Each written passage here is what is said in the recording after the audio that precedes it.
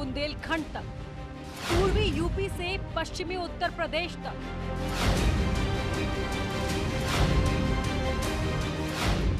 पंचायत के इम्तिहान में बीजेपी का परचम।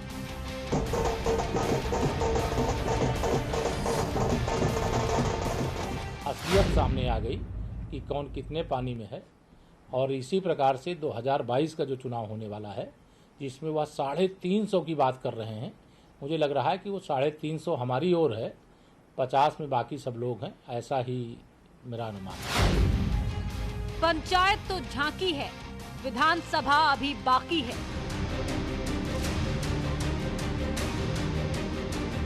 आदरणीय योगी जी की लोकप्रियता, कार्यकर्ताओं की परिश्रम की पराकाष्ठा और जनप्रतिनिधियों का संपूर्ण सहयोग, जिस प्रकार ताकत लगाकर और पूरा संपूर्ण कार्यकर्ताओं ने जिस प्रकार ताकत लगाकर जीत दर्ज किया है। 75 में से 67 सीटों पर बीजेपी की धमाकेदार जीत।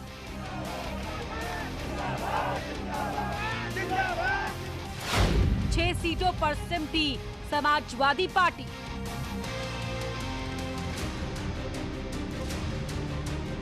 फेडरलिज्म को नष्ट कर दिया, लोकतंत्र उन्होंने जेब में रखा है, उनको किसी का सुनना नहीं है। रायबरेली में कांग्रेस की करारी हार।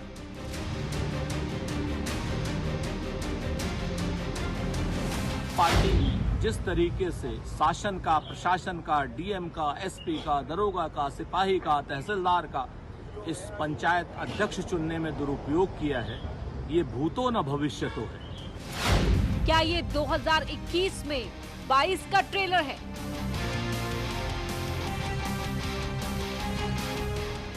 आज महाबहस इसी पर।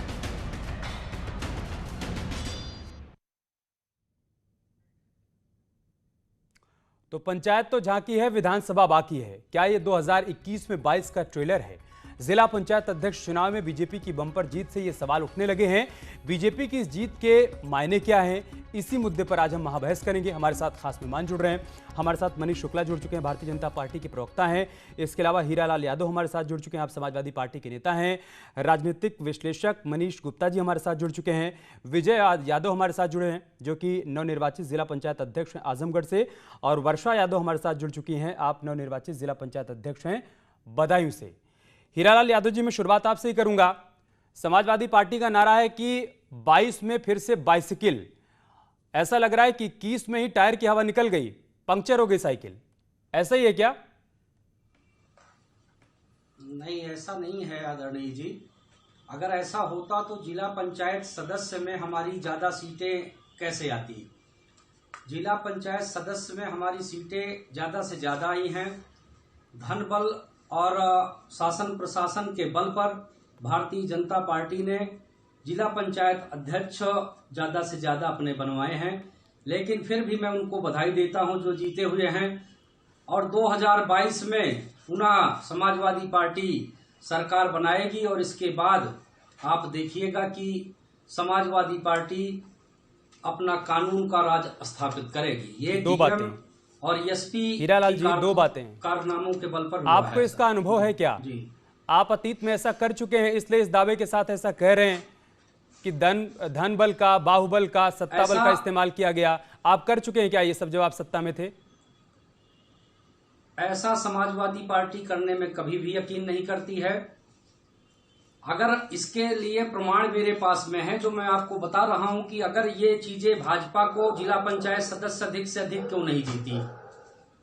सदस्य और पार्टियों के जीतते हैं और जिला पंचायत अध्यक्ष भाजपा के बनते हैं। क्या ऐसा हो सकता है? आप बताएं। सर, ये तो आप बताएंगे ना। आपने अपने जिलाध्यक्षों को बर्खास्त कर दिया, आपने अपने जिलाध्यक्षों को पार्टी से बाहर निकाल दिया। इसका मतलब है कि खोट आपकी अपनों में थी ना सर। अगर उन्होंने पूरी ईमानदारी से आपका साथ दिया होता तो आज आपको ये दिन नहीं देखना पड़ता ना। थोड़ा आत्मचिंतन भी करेंगे या नहीं?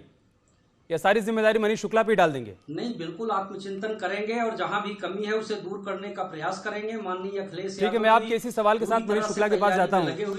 मनीष जी, हीरालाल जी का सवाल है कि सदस्य हमारे जीते, अध्यक्ष आपके सब जीत गए, कैसे हो गया है खेला?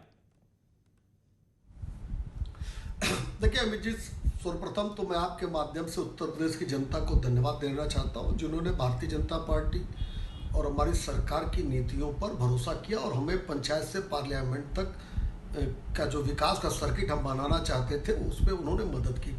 देखिए, जिला पंचायत सदस्य का चुनाव बिना सिंबल पे होता है और जब उसके रिजल्ट आ रहे थे उस दौरान भी मैंने डिबेट के दौरान इस बात को कहा था, हम लोगों ने बयान भी जारी किया था कि सबसे ज़्यादा सदस्य भारतीय जनता पार्टी के जीत रहे हैं। चूँकि आयोग पर कोई अलग से सिंबल न होने के नाते से कोई अलग से दिखता नहीं कि किस पार्टी के कितने लोग जीते, इसलिए जिसका जो मन था, समाजवादी पार्टी, आम आदमी पार्टी भी कह रही थी कि 70-80 सीट हम भी जीत गए हैं, तो दावे सबके थे। और दावों की पोल जब कसौटी कसी गई जिला पंचायत अध्यक्ष की तो सबकी पोल खुल गई। अभी जो माननीय अध्यक्ष बैठे हैं, अभी नवनिर्वाचित हैं, उनके जिले में भारतीय जनता उत्तर प्रदेश सरकार ने डीएम और कप्तान नहीं पोस्ट किए थे, अखिलेश यादव जी ने पोस्ट किए थे। क्या आजमगढ़ मनीष जी, बलिया में अखिलेश यादव, राजेंद्र चौधरी जो कि मुख्य प्रवक्ता हैं समाजवादी पार्टी के, उनकी तरफ से एक प्रेस नोट आया है। उन्होंने कहा कि लखनऊ में समर्थक सदस्य अरुण रावत का अपहरण कर लिया गया। साथ ही उन्होंने कहा कि प्रयागराज में बीजेपी के लोगों ने इलेक्ट्रॉनिक डिवाइस लगाकर मतदान की गोपनीयता को भंग कर दिया। आगे वो कहते हैं कि पढ़े लिखे सदस्यों को भी हेल्पर दिया गया, वो मांग नहीं रहे थे, उसके बावजूद उनको दिया गया। चौथी बात उनकी तरफ से कही गई कि रामपुर में 2 सदस्यों को रास्ते से उठा लिया गया। आप उनके इन सारे आरोपों को निराधार बता रहे हैं क्या? कहीं पर कोई गड़बड़ी नहीं हुई, आप ये कह रहे हैं सब एकदम पाक साफ है? देखिए, चूंकि उनका अनुभव है, 2016 में 32 सीटें निर्विरोध जीते थे, उनका ये अपना अनुभव है, उसके आधार पे। अच्छा, रही बात शिकायत करने की, तो शिकायत करने के उचित फोरम है सभी चीज़ों के, आयोग है, कोर्ट है, वहाँ जाना चाहे वो जा सकते हैं। इसके साथ न्याय होगा, उनके साथ न्यायालय न्याय करेगा। लेकिन जो परिणाम सामने आए हैं उससे 2-3 बातें स्पष्ट होती हैं। 2014, 2017, 2019 नगर निगम, कोऑपरेटिव और पंचायत के चुनाव में अखिलेश यादव के नेतृत्व पे सवाल है।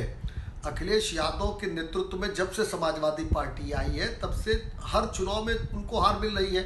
14 के लोकसभा चुनाव के दौरान तो मुख्यमंत्री थे, 17 में चुनाव के दौरान मुख्यमंत्री थे, उनको नहीं हरा रही है। 12 से 17 के बीच नगर निगम के चुनाव में मुख्यमंत्री थे, लेकिन बाद में प्रशासन उनको हरा दे रहा है, प्रशासन आपको जिता दे रहा है। मैं आऊंगा आपके पास और मैं राजनीतिक विशेषज्ञ मनीष जी के पास भी जाऊंगा।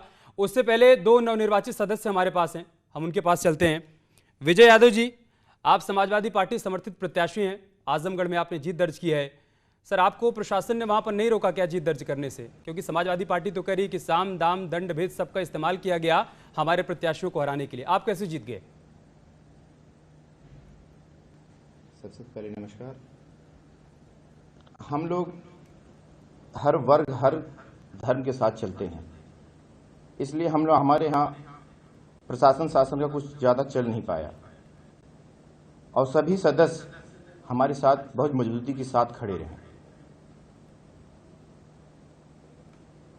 अगर आपको लगता है कि प्रशासन शासन अब हमारे ज़िले आजमगढ़ में कुछ दबाव नहीं डाली, तो हाँ, ये सत्य है कि प्रशासन। ठीक है, आपकी आवाज़ नहीं आ रही है और यहाँ पर हाँ, पूरी करिए अपनी बात। आजमगढ़ एक समाजवादी गढ़ है, यहाँ पे हर वर्ग के लोग। अरे भाई, प्रशासन तो वहां भी था ना, क्या प्रशासन ने आपके सदस्यों को नहीं रोका क्या वोट देने से? जल्दी से बता दीजिए। नहीं, हमारे यहाँ नहीं रोका प्रशासन ने। बताइए। समाजवादी पार्टी तो करी कि पूरे प्रदेश में अराजकता है, हर जगह प्रशासन ने हमारे सदस्यों को जाने नहीं दिया वोट देने के लिए। प्रदेशों में रोकी, वर्षा यादव जी प्रदेश में रोका। ठीक है, वर्षा यादव जी ईमानदारी से हमारे आजमगढ़ में नहीं रोका क्योंकि उनकी चल भी नहीं पाई, जो आरोप समाजवादी पार्टी की तरफ से लगाया जा रहा है।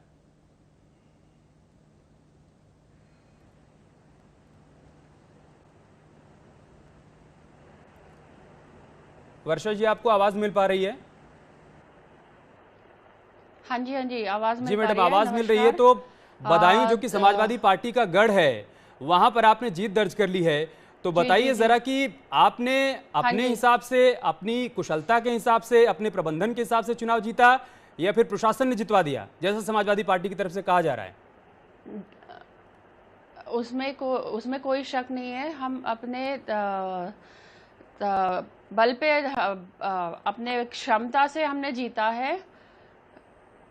कोई जो उससे नहीं किया है हमने जीत हासिल, जोर जबरदस्ती किसी से नहीं करी है हमने। कहीं कोई गड़बड़ नहीं हुई है बदायूं में? कोई गड़बड़ नहीं हुई है। आगे बीजेपी के लिए रास्ता भी खुल गया वहां से 2022 के लिए? हाँ जी बिल्कुल खुल गया है। ठीक है, मैं आऊंगा आप लोग के पास। मनीष गुप्ता जी हमारे साथ जुड़े हुए हैं। आगे से ये मतलब ठीक है मनीष सर, क्या समझ पा रहे हैं? क्या ये 2022 का ट्रेलर है जिसमें बीजेपी ने समाजवादी पार्टी को पटकनी दे दी और आत्मचिंतन के लिए मजबूर कर दिया कि अभी फिलहाल चिंतन करिए 21 में बैठकर कि 22 के लिए क्या तैयारी करनी है? निश्चित रूप से बिल्कुल ऐसा ही है। कहीं ना कहीं योगी आदित्यनाथ और भाजपा की पूरी टीम ने जिस तरीके से एकजुट होकर काम किया है, पहला संदेश तो ये गया है कि भाजपा के में दरार है। ये जो अफवाहें कुछ पत्रकार और नेता फैला रहे थे उसमें कोई दम नहीं है, पहली बात। दूसरी बात यह है कि जनता का योगी आदित्यनाथ से मोह लगातार बना हुआ है। जिस तरीके से प्रशासन और कानून व्यवस्था पर जिस तरीके से जोर योगी आदित्यनाथ लगाते रहे हैं, संभवतः उसी का रिजल्ट ये है कि आज लगभग सफाया कर दिया है भारतीय जनता पार्टी ने समाजवादी पार्टी का। और कहीं ना कहीं इसमें बसपा का भी रोल नजर आता है क्योंकि उनके चुनाव न लड़ने से सीधे सीधे भाजपा को लाभ मिलता हुआ दिखा है। तो कहीं ना कहीं भाजपा के संगठन की ये जीत है और समाजवादी पार्टी अपनी खींच उतारने के लिए चाहे कुछ भी कहे, पर वो वस्तुस्थिति उन्हें पता लग चुकी है और उन्हें समझ में आ चुका कि 2022 के चुनावों में क्या होने वाला है। तो निश्चित रूप से 2022 के चुनावों का नमूना बानगी दिख गई है। लेकिन सर अखिलेश यादव जी को ऐसा नहीं लगता ना? वो तो ये कह रहे हैं कि जनता ने तो हमें समर्थन दिया था, तभी तो हमारे सदस्य जीते थे, लेकिन उसके बाद बीजेपी ने खेल कर दिया। देखिए ऐसा है, अखिलेश यादव जी को अगर मन में लगता भी होगा ना तो बताएंगे नहीं, बताएंगे तो वही जो राजनीतिक और पॉलिटिकली ठीक बात होगी। इस बात की ट्रेनिंग उनको है, अपने पिताजी से मिली है। अगर अंदर से कमजोर होंगे तब भी दबाव में स्ट्रांग बोलेंगे। तो अंदर से तो वो भी जानते हैं कि सच क्या है। मजबूरी यह है कि उन्हें बोलना वही है जो कि राजनीतिक तौर पे उन्हें बोलना चाहिए। इसलिए जो कह रहे हैं वो पॉलिटिकली ठीक कह रहे हैं क्योंकि उन्हें अपनी पार्टी का मनोबल बनाए रखना है, अन्यथा तो लंका लुट जाएगी। आप समझिए मेरी बात को। इसलिए पार्टी के कार्यकर्ताओं की हिम्मत बढ़ाने के लिए उन्हें ऐसा कहना पड़ रहा है मजबूरी वश। ठीक है सर, पूरे विपक्ष के आत्मचिंतन को लेकर और रायबरेली में कांग्रेस के साथ जो कुछ हुआ है उसका पूरी तरीके से सूपड़ा साफ हो गया है, उसके क्या मायने हैं हम आपसे ये भी समझेंगे। लेकिन उससे पहले मनीष शुक्ला जी मैं आपके पास आऊंगा। ऐसा नहीं कि प्रशासन पर मनमानी का आरोप समाजवादी पार्टी ने लगाया है। प्रतापगढ़ में आपकी पार्टी के सांसद और विधायक तो धरने पर बैठ गए। उन्होंने कहा कि प्रशासन यहां पर गड़बड़ कर रहा है, वो राजा भैया की पार्टी के समर्थित प्रत्याशी को जितवा रहा है और उन्होंने चुनाव रद्द करने की मांग भी की है। तो दिक्कत तो आपके अपने लोगों को भी है ना सर प्रशासन से? देखिए दो बातें मैं जरूर कहूँगा। एक तो दो नवनिर्वाचित जिला पंचायत अध्यक्ष आपके चैनल पर हैं। दोनों लोगों ने एक बात कही कि उनको रोका नहीं गया, उनके यहाँ प्रशासनिक दबाव नहीं बना। और दोनों दो विपरीत दल के हैं, एक बीजेपी से है एक एसपी से है। तीसरी बात आप खुद कह रहे हैं कि प्रतापगढ़ में बीजेपी के लोग धरने पे थे। एक बात तो क्रिस्टल क्लियर होती है कि प्रशासन का दबाव नहीं था। हम आप अपनी बात क्यों करें? जो अध्यक्ष चुनकर आए हैं वो कह रहे हैं और आपके विधायक और सांसद ये कह रहे हैं कि प्रशासन का दबाव था वहां पर। जो राजा भैया की पार्टी है जनसत्ता दल, उसकी प्रत्याशी माधुरी पटेल को जितवाने में प्रशासन ने वहां पर मदद की। ये आपके सांसद और विधायक का कहना है। आपके सांसद तो ये कह रहे हैं कि हम चुनाव रद्द करने की मांग भी करेंगे वहां पर। मैंने दो फेज की बात देखी। एक तो हमने कहा कि दो जिला पंचायत अध्यक्ष आपके स्क्रीन पे बैठ के कह रहे हैं कि कोई गड़बड़ी नहीं हुई है, एक एसपी के एक बीजेपी के। अर्थात जो आरोप अखिलेश यादव या राजेंद्र चौधरी का है उसकी काट तो इन दोनों जिला पंचायत अध्यक्षों ने आपके स्क्रीन पे दे दी। रहा प्रतापगढ़ की जो स्थिति है, उन लोगों ने कहा कि उनकी गाड़ियों को रोका गया, इस तरह की। तो देखिए आयोग चुनाव आयोग कराता है। अगर प्रशासन कहीं भी डिस्टर्बेंस करता है तो मैंने पहले ही कहा कि इसके फोरम है, न्यायालय है, आयोग है और ये सबको अधिकार प्राप्त है। जब चुनाव होता है तो आयोग कराता है, इसलिए बीजेपी, एसपी, बीएसपी, कांग्रेस सबको ये अधिकार प्राप्त है कि अपनी बात को कह सकता है। तो प्रतापगढ़ में अगर वो तो कह रहे हैं कि निर्वाचन आयोग हमारी सुनी नहीं रहा है, हमने तो शिकायत दी थी लेकिन उस पर कोई सुनवाई नहीं हुई। लेकिन ये भी कह दिया है कि सत्ता में आएंगे तो देखेंगे, सत्ता में आएंगे तो देखेंगे जो अधिकारी आज मिली भगत करके चुनाव जितवा रहे हैं बीजेपी प्रत्याशियों को, इन सब का हिसाब करेंगे, कहा गया समाजवादी पार्टी की तरफ से। अच्छा हीरालाल यादव जी, जिन 5 सीटों पर आपके प्रत्याशी जीते हैं और इटावा में तो निर्विरोध जीत गए, वहां सब कुछ ईमानदारी से हुआ, सब कुछ ठीक ठाक हुआ। अगर आपके अपने जीते तो प्रशासन वहां पर कुछ नहीं कर पाया? अच्छी तरह से जानते हैं कि इटावा की क्या कंडीशन है और आजमगढ़ की क्या कंडीशन है। आजमगढ़ क्या कंडीशन है हम नहीं जानते, बताइए। नहीं कर सकता था, किसी की हिम्मत नहीं थी, इसलिए क्यों आपकी दादागिरी चलती है वहां पर? और अंशुल यादव जी भी इसीलिए निर्विरोध हीरालाल यादव जी, वहां किसी तरह क्या वहां पर समाजवादी पार्टी की दादागिरी चलती है प्रशासन के ऊपर भी, इसलिए आपको लग रहा है कि वहां पर प्रशासन कुछ नहीं कर पाया, यही कह रहे हैं क्या आप?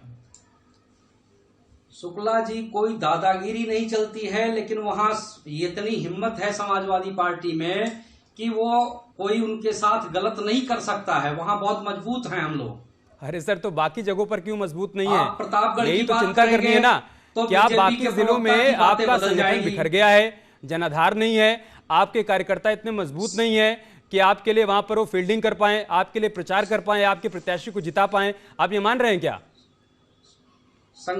संगठन मजबूत है, लेकिन आपने ये देखा कि शामली में क्या हुआ, आपने ये देखा कि बागपत में क्या हुआ। बागपत लोकदल जीती, लेकिन किस तरह से जीती आप जानते हैं। वहां भी पूरी बेईमानी करने की कोशिश करी गई, हराने की कोशिश करी गई। संत कबीर नगर और बलिया में भी पूरी बेईमानी करने की कोशिश करी गई। इसके बाद भी हम जहां बहुत मजबूती स्थिति में थे, जहां ईमानदार अधिकारी थे, वहां हम जीतने में सफल रहे। जहां बेईमान अधिकारी रहे हैं, जहां इलेक्शन कमीशन बीजेपी से मिला हुआ है, वहां हम चुनाव हारे हैं। इसके अलावा कुछ सीटें ऐसी होती हैं जो सभी पार्टियां जीतती और हारती। हम ये नहीं कहते कि हम पूरी की पूरी 85 सीट जीतते, ये आप जानते हैं भाई साहब। हीरालाल जी, अभी जो कुछ भी हुआ चुनाव के दौरान, हार तो हुई नहीं है, तो करारी हार हुई है, तो क्या कहीं से मन में ये भी आ रहा है कि कहीं ऐसा तो नहीं कि धूल हमारे चेहरे पर है और हम पूरे टाइम सिर्फ आईना ही साफ किए जा रहे हैं? एक आध बार ये चिंतन कर रहे हैं या नहीं कि कहीं ऐसा तो नहीं कि हमारे अपने ही हमको धोखा दे रहे हैं, इसी मुगालते में आप रह जाएं 2022 तक और धोखा खा जाएं? फिर पूरी समाजवादी पार्टी पूरी तरह से चिंतन कर रही है और 2022 में करारा जवाब दिया जाएगा। जो बेईमानी आज करी जा रही है, वक्त आने पर इसका भी हिसाब किताब किया जाएगा। ठीक है विजय यादव जी, आपने वहां पर जीत दर्ज की है, तो जो आपके वोटर थे, जो आपके सदस्य थे जिन्होंने आपका समर्थन किया, आपने उन सबको ये बताया कि आपका विजन क्या है, जब आप जिला अध्यक्ष बन जाएंगे तो आप जिले के लिए क्या करेंगे, या फिर आपने ये कहा कि हमारी पार्टी यहाँ पर मजबूत है, हमारी यहाँ पर दादागिरी है, आपको हमारे साथ ही आना होगा, कहीं इधर उधर गए तो देख लीजिएगा, इसलिए जीते?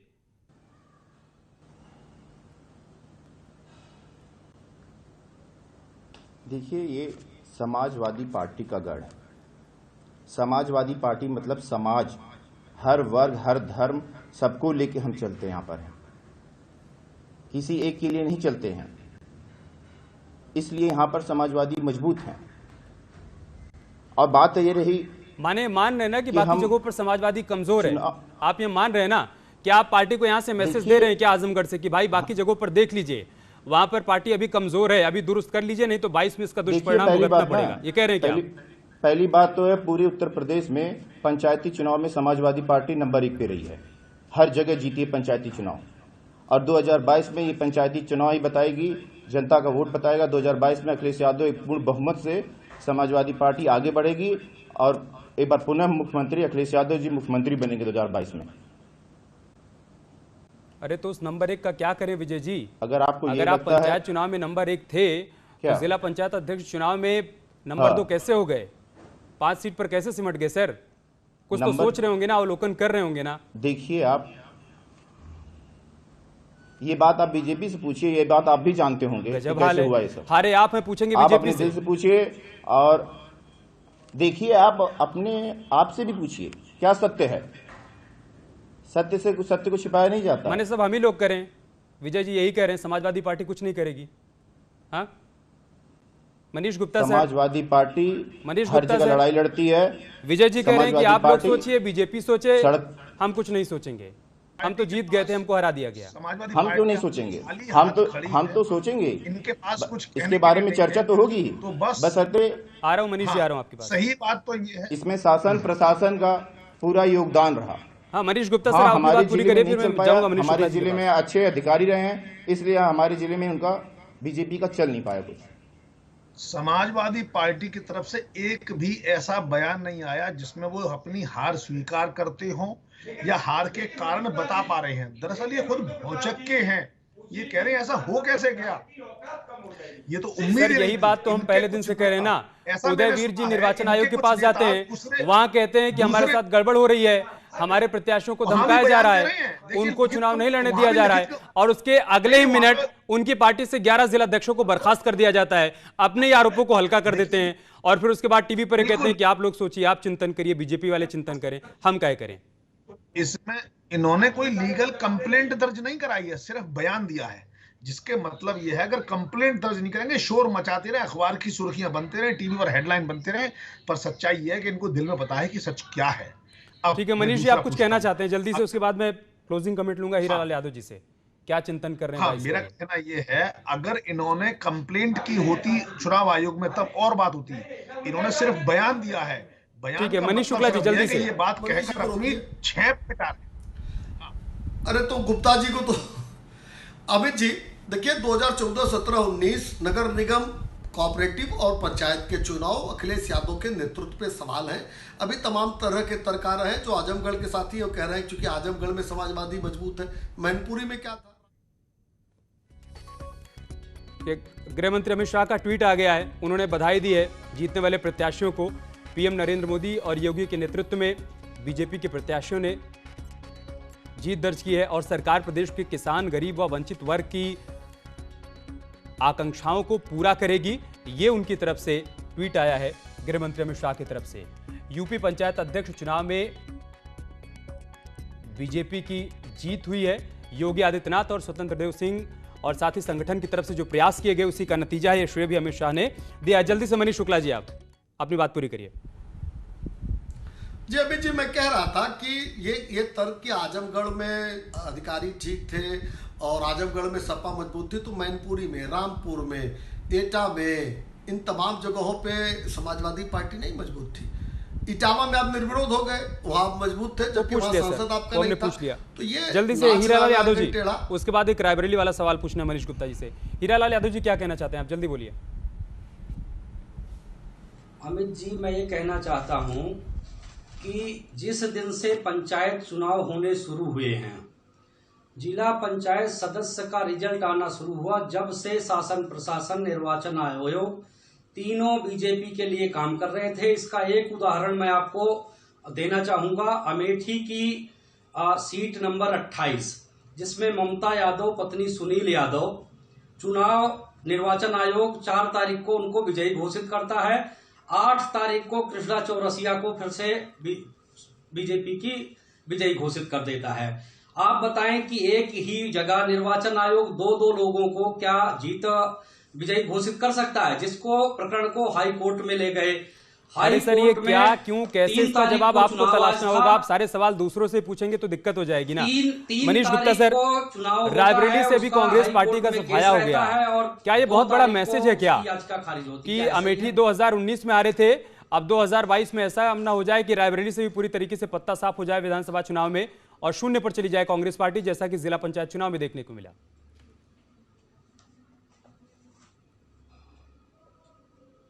मुझे ऐसा लग रहा है कि कहीं ना कहीं रायबरेली अब कांग्रेस के हाथ से जाने वाली है, क्योंकि दरअसल पिछले कई सालों से रायबरेली में विकास की धारा पहुंची ही नहीं।